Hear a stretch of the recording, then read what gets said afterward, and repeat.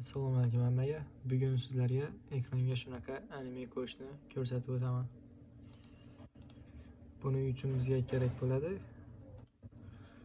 Microsoft Store. Microsoft Store kelgandan keyin joyga Live Wallpaper nima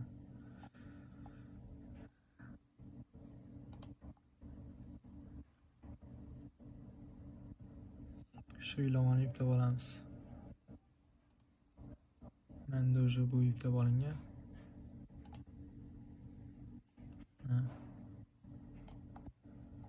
Shu joyda har xil animatsiyalar bor.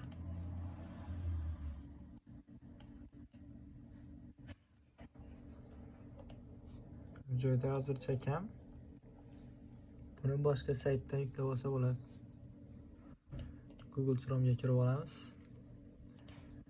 Shunaqa sayt bor. Meowals. Shu joydan shunaqa har xillari bor. O'zimizga yoqqanini yuklab olamiz. Mana shu menga hozir shunaqasi qo'yilgan.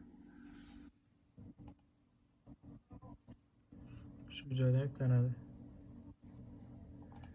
Yuklangandan keyin fayl bo'lib tushadi.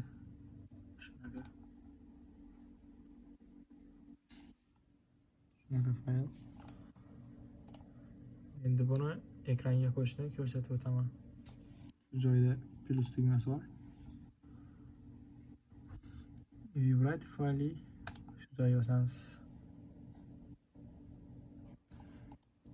Keyin biz qachat qilgan faylni ko'rsatamiz. OK tugmasini bosasiz. Bu joyda hech narsaga tegmaymiz. Ozroq kutamiz.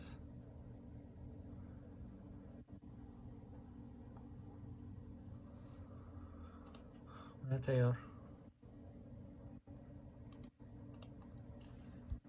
Ko'rishimiz mumkin.